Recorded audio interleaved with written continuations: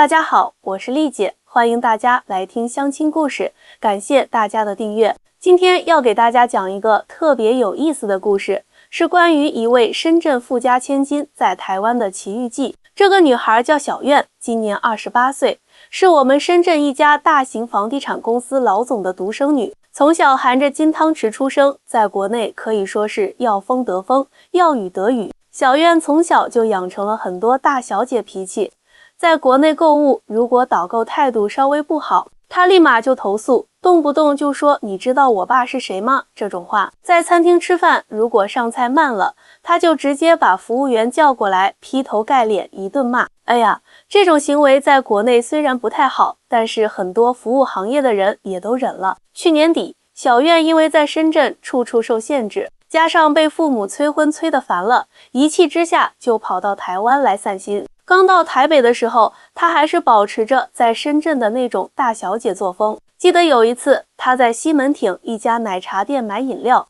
因为店员没有马上认出她点的是无糖，就对着人家大吼大叫，你是不是没有读书，读到脑子坏掉了？这么简单的事情都记不住。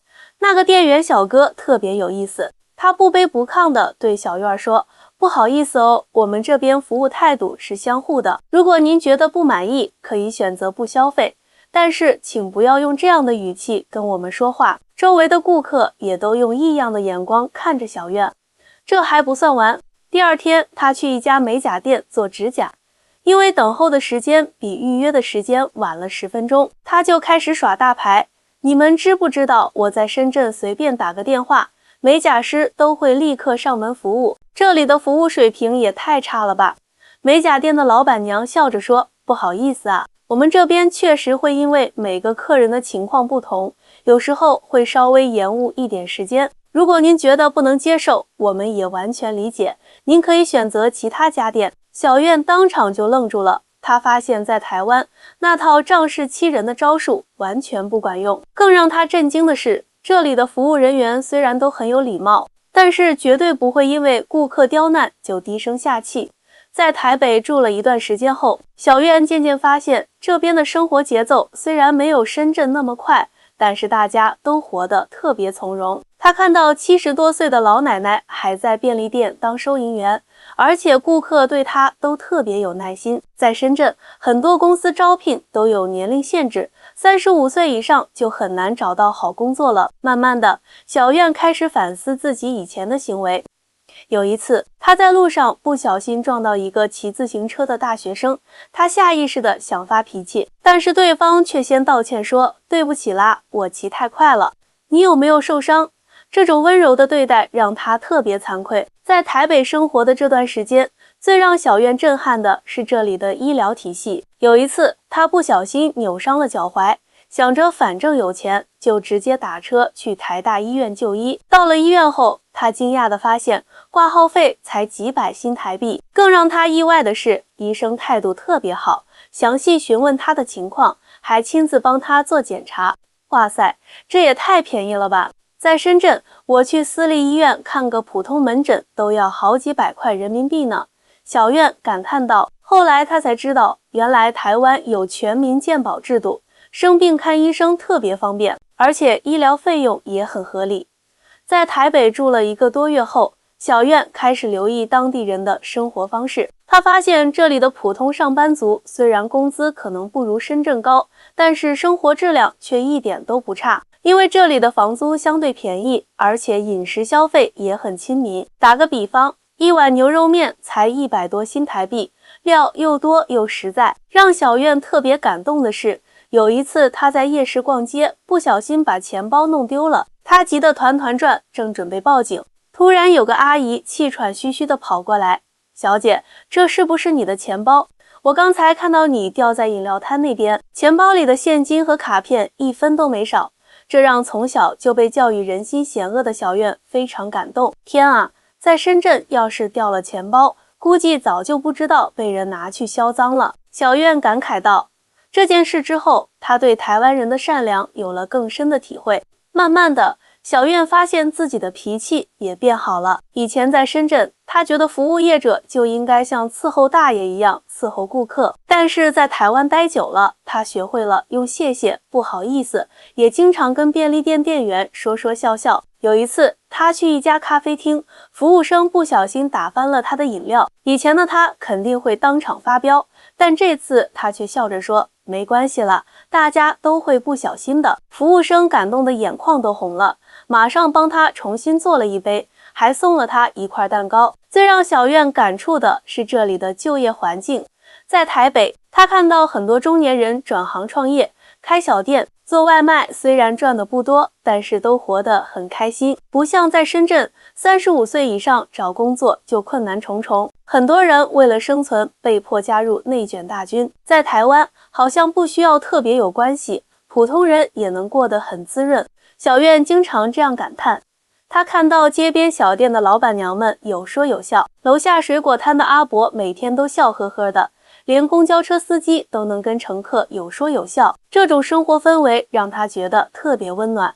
时间过得真快，转眼小苑在台北已经住了3个月。这段时间，他完全变了一个人。以前在深圳，他总觉得自己高人一等，但在台湾，他学会了尊重每一个人，也体会到了平等对待带来的快乐。小苑在台北的生活渐入佳境，但是有一件事情一直让她耿耿于怀。她发现自己以前在深圳的那些所谓闺蜜，都是看在她家里有钱的份上才跟她玩的，每次聚会都要去最贵的餐厅，买包买鞋动不动就几万块。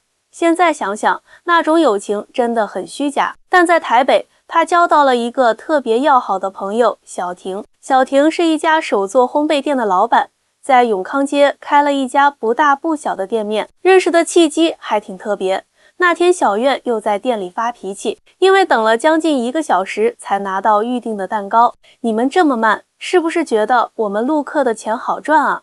小苑气呼呼地说。小婷非但没生气，反而把他请到店里的休息区，给他泡了一杯花茶。不好意思啦，因为今天的面糊第1次发酵不成功，我们只好重新做，就是不想让顾客吃到不完美的蛋糕。小婷的诚恳让小苑很不好意思，2个人就这样聊起来。小婷告诉他，自己以前是科技公司的工程师，年薪100万新台币，但是总觉得生活缺少了什么。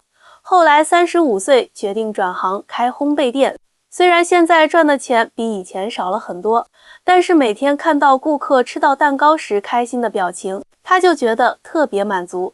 在台湾，只要你有梦想，什么时候都可以重新开始。小婷笑着说，这里的人不会用年龄、背景来评判一个人的价值。这句话深深触动了小苑。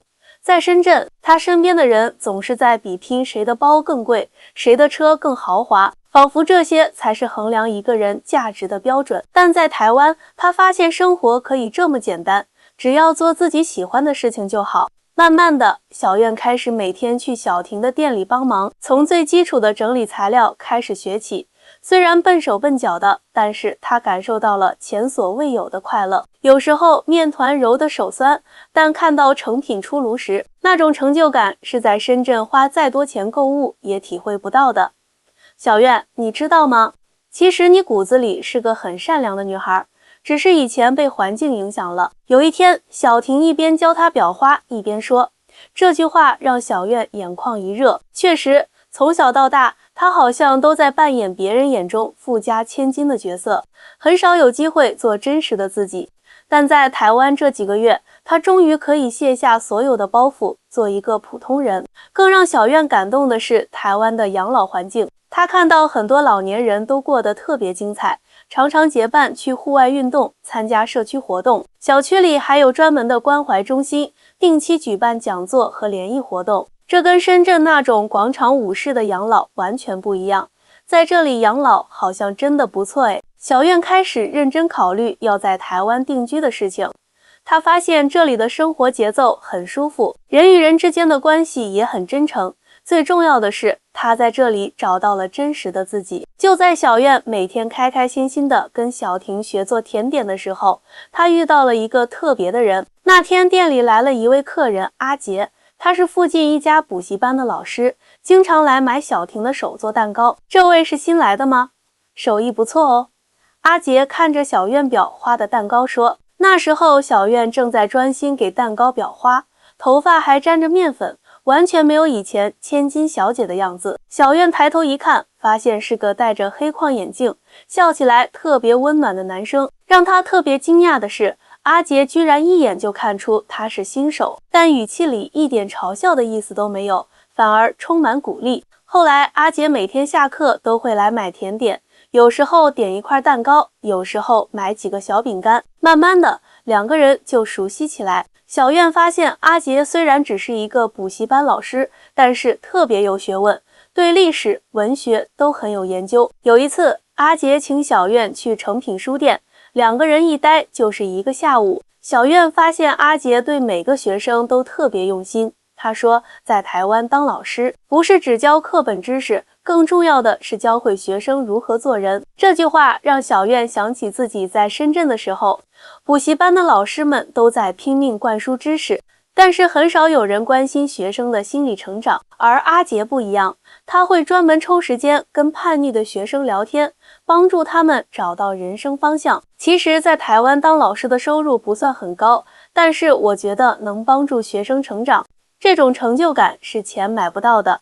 阿杰笑着说，这种纯粹的职业理想主义是小院在深圳很少见到的。随着接触的深入，小院发现自己慢慢喜欢上了这个质朴的台湾男生。阿杰没有豪车，也不会送他奢侈品，但是他的体贴和真诚是小院从来没有体会过的。有一次下大雨，阿杰冒着雨送伞给小院，衣服都湿透了。小院很感动，问他，你知道我家很有钱，为什么还对我这么好？阿杰认真地说，在台湾，我们不会用家庭背景来定义一个人。我喜欢的是现在这个热爱学习烘焙、对生活充满热情的你。这句话让小院彻底沦陷了。他突然明白，真正的爱情不是看对方有多少钱，而是两个人能不能互相理解，共同成长。在台湾的半年里，小院不仅收获了真挚的友情和爱情，更重要的是找到了真实的自己。他决定要留在台湾生活，远离深圳那种物质至上的环境。他给爸妈打电话说，